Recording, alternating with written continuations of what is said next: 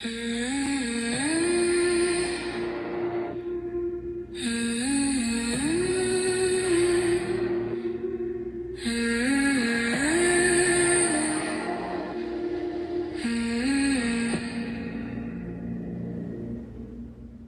light hums, you lock your door, say a little prayer like you did before. But something moves where the street ends, branches bow low like they want in. We live in an unseen kingdom, shadows breathing just beyond the glass, creatures in the cracks of reason, watching every promise that we pass. The safety that we swear we're living in is only paper in the wind. We live in an unseen kingdom. Do you feel it? Do you feel it? Well, hello everyone. Welcome to In the Dark, or welcome back to In the Dark. Hang on, I'm trying to position myself just so. Listen, I got some really good stories today. Might be a little long. They feel a little long, but I'm also very tired. I was up all day yesterday, all day, all night, trying to get my ice cream fairy story done. So my eyes are kind of blurry. So if I make some mistakes here, I'm sorry, you guys. But I will say that I think you'll enjoy these stories. So stick around and listen to them and give me some feedback. I love to hear your comments. I love your likes and your good reviews and anything you got to say. Also, just a reminder, I did post up a GoFundMe campaign. You'll find it on my channel, so check it out, please. It's especially on YouTube. I'm not sure if it's on Spotify. I think it is on Spotify, but Spotify's kind of funny. They remove a lot of stuff on you, so YouTube isn't quite as bad. They always talk about YouTube being so strict, but you can get away with a lot on YouTube. I keep wanting to open up my own YouTube type channel so that I can allow more free speech, and I always wanted to do I wanted to do call it like Streets Everywhere, and do it's almost like a classified type of website, almost like a Craigslist, which with mixed with eBay, mixed with bid for assets, things like that, and then have an artist corner on there, almost like a one-stop shop where you can just do all kinds of stuff, hit auctions and classifieds, look at the stock market, find a dating site on there, and do the artist corner where anybody can basically get on there and do what we do on YouTube, something like that. And I'm kind of I'm trying to get it done. I actually have it designed, but I haven't gotten it out there yet. But I'm looking to. So don't anybody take my idea. We need another anchor is what we need. That was the best podcasting channel I ever saw. But in any event, check out my my fundraiser, which is much needed, and any help, guys, I would really appreciate. If nothing else, at least share it. Okay, so let's get into these stories. This one is this is about a Thunderbird. The man who walked into the sky. Final account. The clouds came in wrong. That's what people in the town of Blackridge said afterwards. Not fast, not violent, just heavy, like the sky was lowering itself, pressing down over the mountains. It was early afternoon, but the light dimmed enough to make everything look drained, flat, almost colorless. No rain, no wind, no thunder, just thick, rolling black clouds stacking higher and higher. That's why Daniel Price went out walking.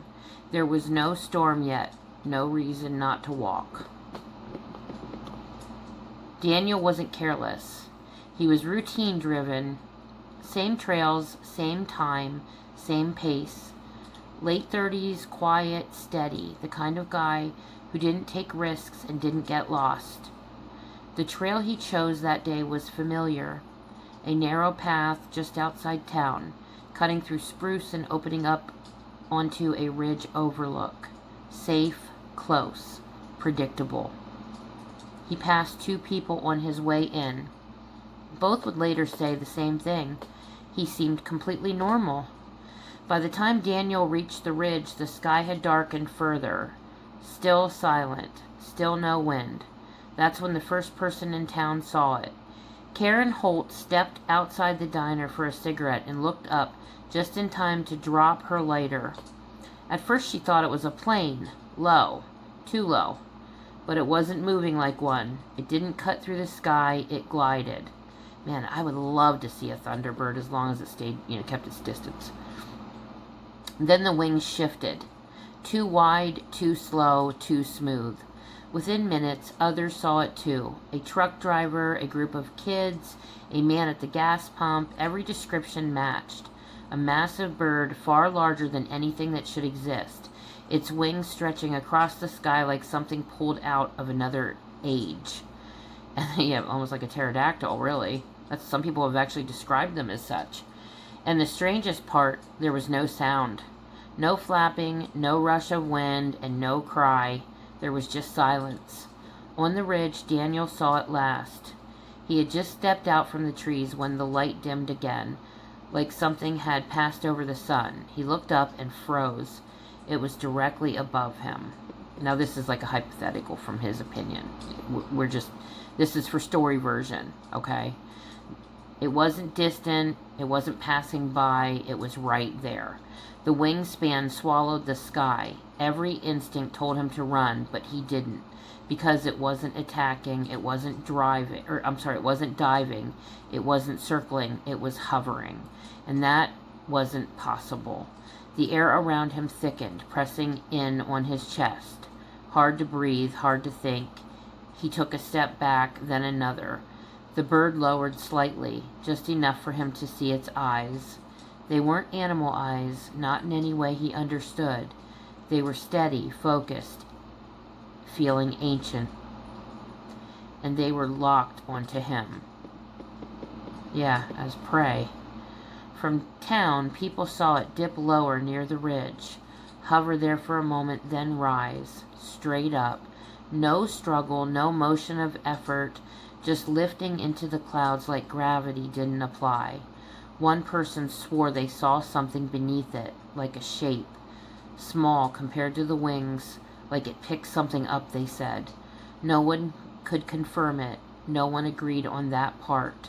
But they all agreed something wasn't right. Daniel never came back. At first, no one panicked. People lose track of time, hiking, phones die, it happens. But when night came and the storm finally broke, violent and loud, the concern turned real. Search teams went out the next morning, then again and again. They found the trail, they found his footprints, clear and steady, all the way up to the ridge, and then nothing. No signs of struggle, no drag marks, no animal tracks, just an ending. Like he had taken one more step and never came back down. A state ranger named Thomas Hale led the 3rd search team. Hale wasn't the type to entertain stories. 20 years in Alaska had stripped that out of him. Missing persons had explanations. They always did. Until this one. Hale reached the ridge himself late in the afternoon, long after the rest of the team had spread out. The clouds were building again, not storming yet, just thick and low like before. He stood where Daniel's tracks stopped, looked out over the drop. Nothing. No slope steep enough to fall unseen.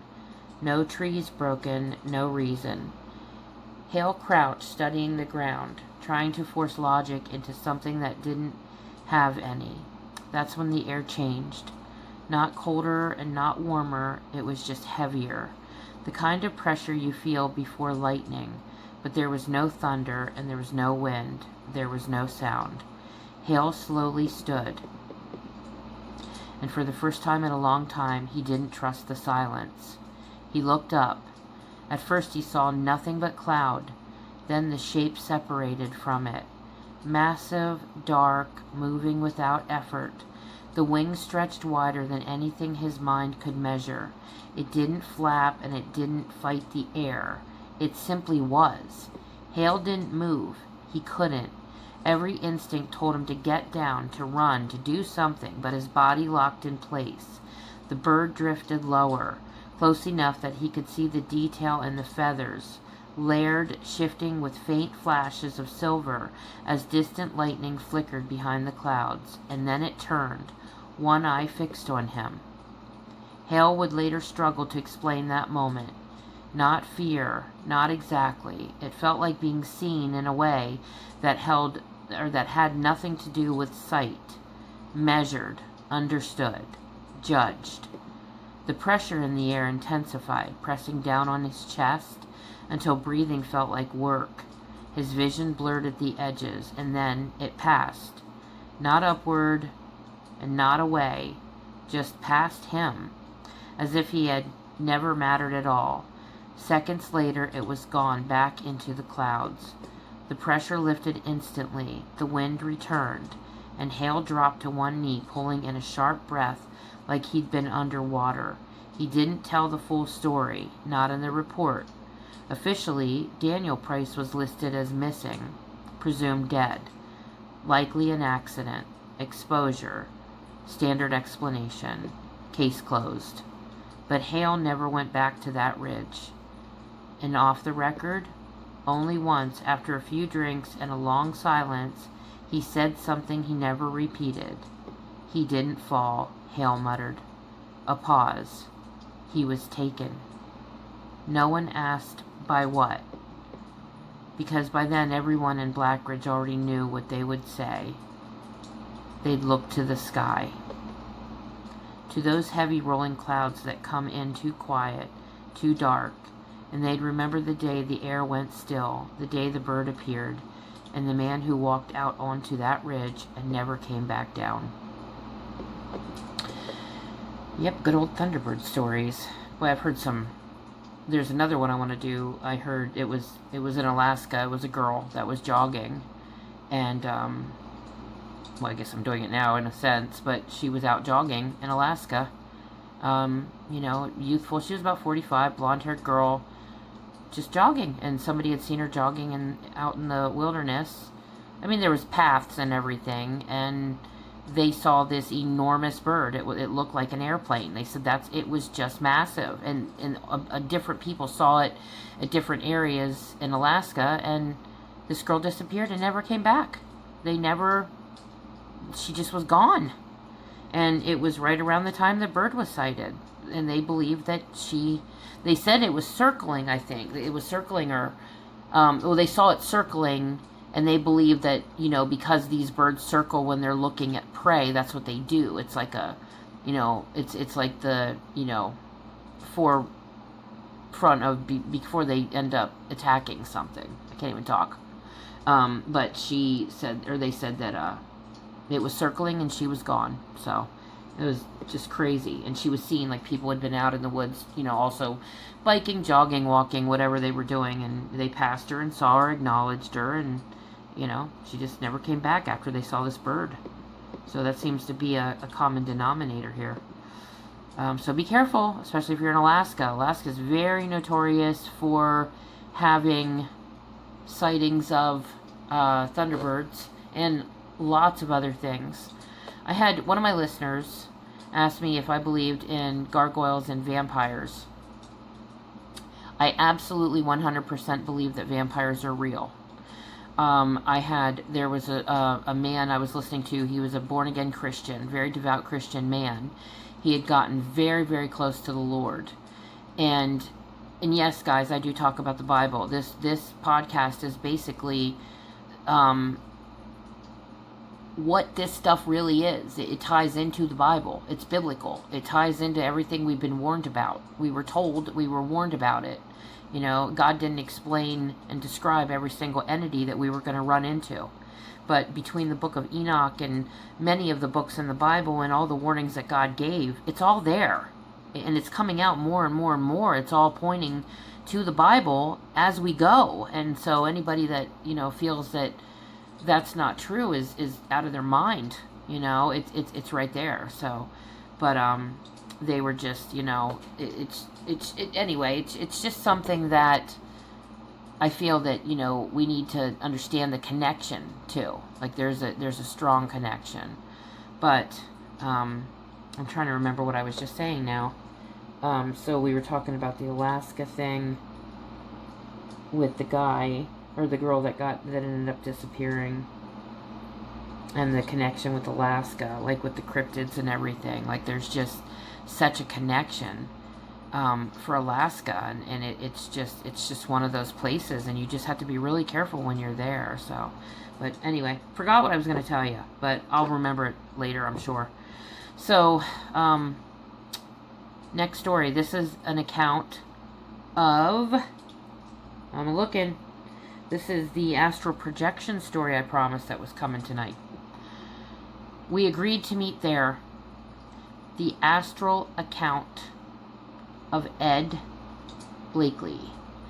It started as a curiosity, nothing serious, just 5 friends: Ed Blakely, Jason Cole, Brianna Shaw, Mark Ellison, and Tara Vance, talking late one night about astral projection. This is something I have been extremely fascinated with, but knowing the Lord like I do, and now I just remembered what I was going to tell you before, I know that he would never want us playing with this. So let me go back to what I was saying before. The vampires, I definitely 100% believe that they are real.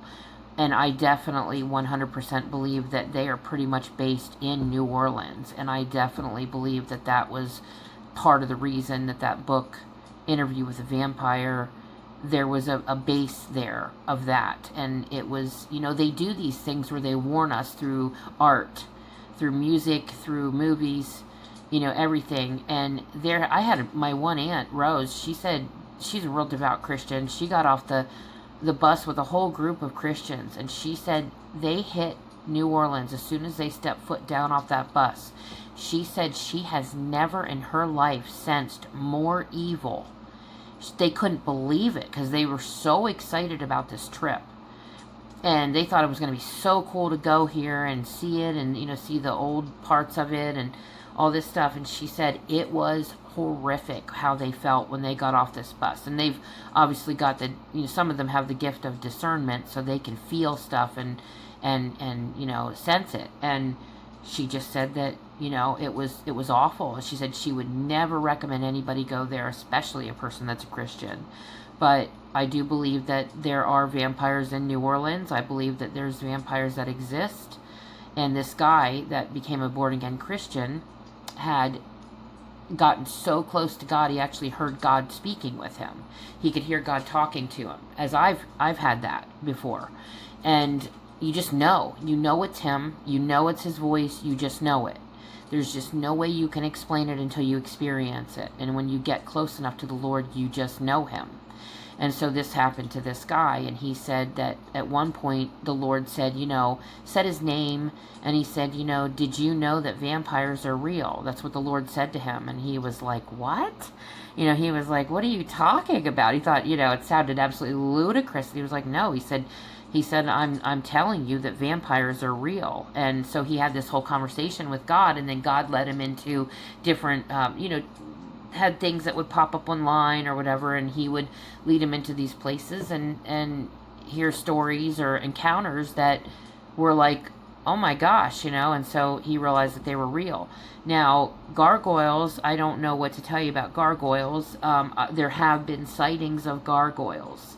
So, I mean, I'm going to be real honest with you. I believe at this point that it's all real. I believe that everything that we have been shown as like a fairy tale a topic, or, you know, they've made movies about or whatever, I believe all of it is real. So that's actually my answer, that it's all real. And they've told us through movies and music and art. And they can say they told us. So, you know, fair warning. So anyway, back to the story. Okay, so we went through the 5 friends. None of them claimed to be experts. None of them even fully believed in it, but they were curious enough to try. They made it simple. Same time, same night. Each in their own homes. Oh, so they weren't even together. They were in their own homes. I guess I'm commentating on the stories tonight. Lights off, no distractions, just see what happens. And if any of it was real, maybe they'd find each other. The first couple attempts were nothing. Restlessness, half sleep, a few dreams that felt more vivid than usual. Then about a week in, things started to change. They began texting each other the next morning, comparing notes. Jason said he felt like he was floating above his bed for a few seconds. Tara described a strange pulling sensation, like something trying to lift her but not quite succeeding. Mark said he heard a low humming sound that wouldn't stop. Brianna said she saw shapes, not clear, just movement in the darkness. Hang on, I gotta grab a drink here. Ed didn't say much at first. He just listened, because his experience didn't feel like the others. The night it worked, Ed said it happened suddenly. No build-up and no warning. 1 second, he was lying there, eyes closed. The next, he felt a sharp internal shift, like something inside him had slipped. Then came the sensation, weightless, detached. He opened his eyes, and he wasn't in his room anymore, at least not fully. He said he could still sense his body behind him, like a distant anchor, but everything in front of him was different. Dim, colorless, and endless. There was no floor the way we understand it, just a surface that felt like it existed because he expected it to. And the air, it didn't move, it just was. Ed tried to speak, nothing came out. That's when he noticed he wasn't alone. The gate, far ahead of him, standing in the distance, was something tall, still, watching. At first he thought it was a person. Then his mind caught up. No, not a person. It was too defined, too present. Behind it were what looked like massive gates. Not metal or not wood, but something darker, something that didn't reflect light the way normal things do. The figure stood directly in front of them, not guarding aggressively, just positioned. Ed said the first word that came to mind was gatekeeper. He didn't know why, he just knew that's what it was. And it knew he was there, even from that distance. He felt it. It wasn't hostile or welcoming, just aware. The other side, then something pulled his attention. To his right, at first he didn't want to look. He said it felt like standing near a cliff. You don't know what's over the edge, but something tells you not to lean too far. But he looked anyway, and that's when everything changed. The space there wasn't empty, it was crowded. Shapes, movement, figures that didn't hold one form long enough to understand. Some too tall, some bent in ways that didn't make sense. Some moving in ways that didn't follow direction or gravity. Ed struggled to describe them later. The closest word he used was demonic. Not because of horns or wings, because of how they felt. They felt wrong. At first, they didn't notice him. They moved around each other, shifting, crossing, existing in ways he couldn't track. Then one of them stopped and turned. It didn't have a clear face, but it had focus, and it locked onto him. Then another, until all of them were looking directly at him. The moment everything broke, Ed said that's when the fear hit. Not slow, not creeping, instant, like his body remembered something his mind didn't. The figures began to move. They weren't rushing and they weren't charging, but they were coming towards him, and the closer they got, the more real they felt, the more present. Ed tried to move. He tried to pull back, but nothing happened. He was stuck. And then he heard it. Clear, sharp, right behind him. Get back. Not loud, but absolute. The moment the words hit, something grabbed him. Not physically, but forcefully, like being pulled backward through water. Fast, violent, and unavoidable. The last thing he saw was the gatekeeper, still standing there watching, not helping him. It wasn't interfering, it was just observing. Waking, Ed woke up gasping. Heart racing, his body shaking, but what stuck with him wasn't just the fear, it was the feeling that something had stepped in just in time. The others, the next day, they all talked. And this is where it got worse. Jason said he almost saw someone, a shape, he called it, standing far away. Brianna said she felt like she wasn't supposed to go further, like something was stopping me. Mark, he didn't joke that morning, didn't brush it off. He said, I heard a voice. Everyone stopped. What did it say? Ed asked. Mark hesitated, then answered, not to cross. After, they never tried again. Not together, not at all. Ed doesn't talk about it much, but when he does, he always says the same thing. I don't think we were exploring. A pause. I think we got noticed. And whatever stood at those gates wasn't there to guide them. It was there to make sure they didn't go where they weren't supposed to. And I've heard of a story about this stuff too, that people actually see a gatekeeper. And, like, you know, we've seen that in movies about the gatekeeper and the dream master, and these entities are supposed to be real. These are entities that people have actually really encountered during sleep or during, like, you know, astral projection stories. It's pretty crazy stuff. Like, they actually guard us in our sleep. They guard our souls so that they don't get lost. It's pretty crazy. It was just a fall hike. 4 of them.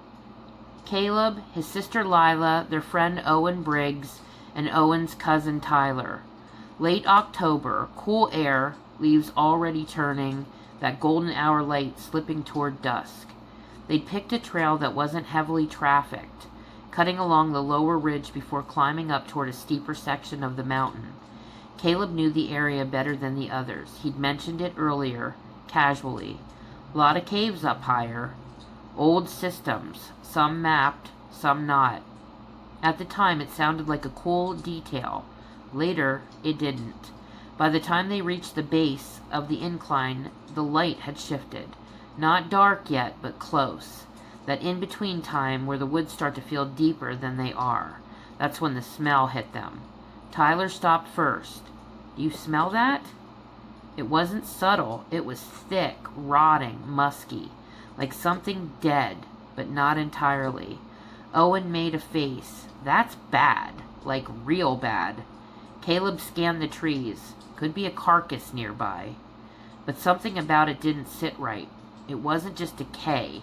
There was something animal in it. Wet, heavy. Then came the sound. From deeper in the woods, a sharp, panicked cry. Lila flinched. Was that a deer? Another sound followed, shorter, strained, then silence.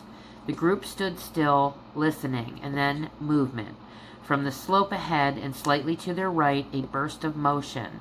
A group of deer, not 1 or 2, at least 6. They tore through the trees at full speed, bounding downhill, crashing through brush without hesitation. Caleb's voice dropped. They don't run like that unless something's chasing them. No one laughed, because they all felt it now. That shift. The woods didn't feel empty anymore. They felt watched. The first glimpse, Tyler was the one who saw it. At first he didn't say anything. Just grabbed Caleb's arm, hard enough to hurt. Don't move, he whispered. Caleb followed his gaze up the slope through the trees, and then he saw it. At first his brain tried to reject it, tried to turn it into something normal. Bear, it had to be a bear. Except bears don't walk like that. It was upright, fully and massive, at least 7 feet tall or more, maybe more, maybe much more. Broad shoulders, thick limbs, covered in dark, matted hair that blended into the shadows of the trees. And across its shoulders, like it weighed nothing, was a full-grown buck. Not dragged, not half carried, lifted.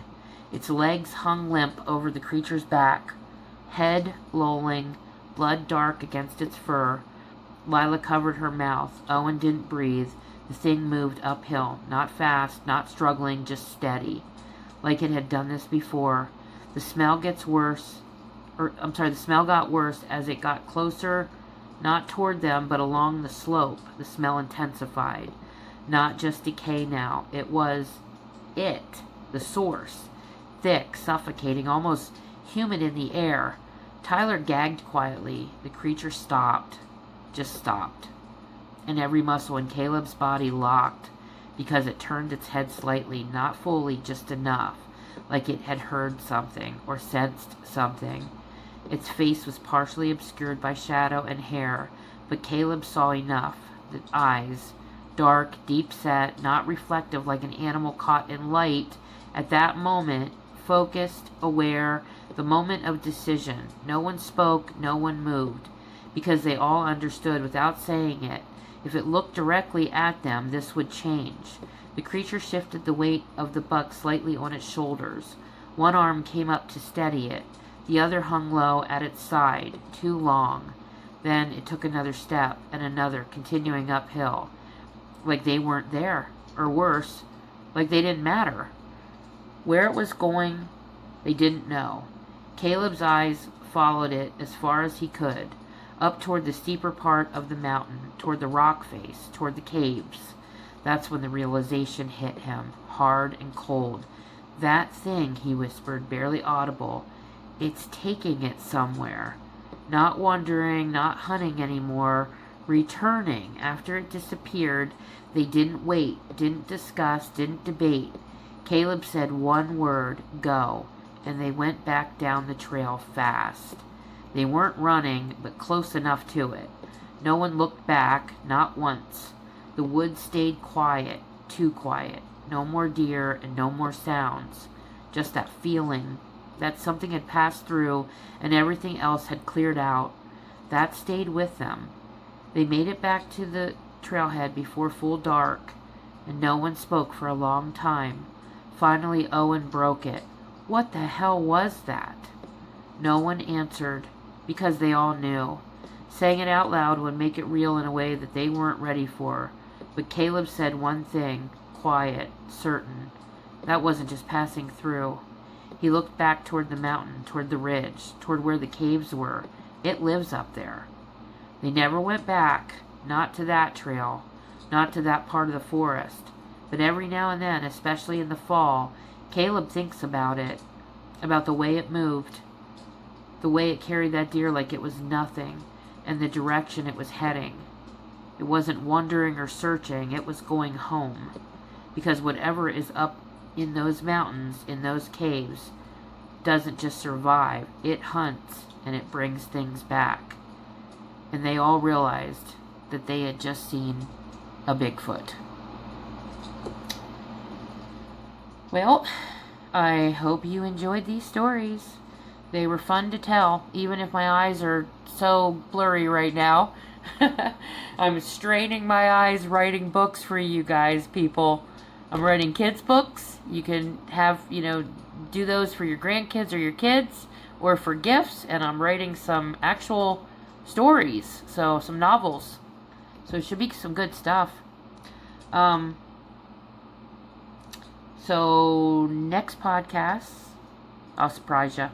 I'm going to do 3 stories per podcast if I can. And I will put up those little shorts that kind of show what the story is going to be about. Put one out each day. And, might skip a day here and there, but I'm going to really try to be consistent here for you guys, okay? So, I love you guys all. And I hope you guys are all doing really good. And I hope you have a wonderful day or evening wherever you are. Share the podcast, like it, make sure you follow. Enjoy this beautiful weather. It's starting to get warm and beautiful out. And thank God for it, because I think we all need it. We need the sunshine. So, you good people, take care of yourself, and I will be talking to you soon.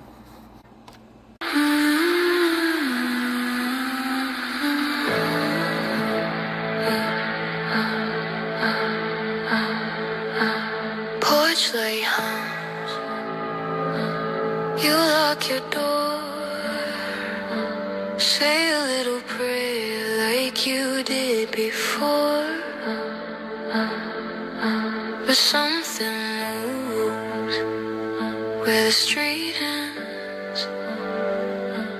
Branches bow low like they warning. We live in an unseen kingdom. Shadows breathing just beyond the glass. Creatures in the cracks of reason, watching every promise that we pass. The safety that we swear we're living in is only paper in. We live in an unseen kingdom. Do you feel it? Do you feel it? Names on a page, old as the flood. Warnings in red, written in blood. Eyes in the woods, glowing and fade. You call it fear, they call it away. We live in an unseen kingdom. Shadows breathing just beyond the glass. Creatures in the cracks of reason, watching every promise that we pass. The safety that we swear we're living in is only paper in. We live in an unseen kingdom. Do you feel it? Do you feel it? Somewhere mass, some growing, some slipping when the church bell rings. Every verse, every line says this world is not just mine.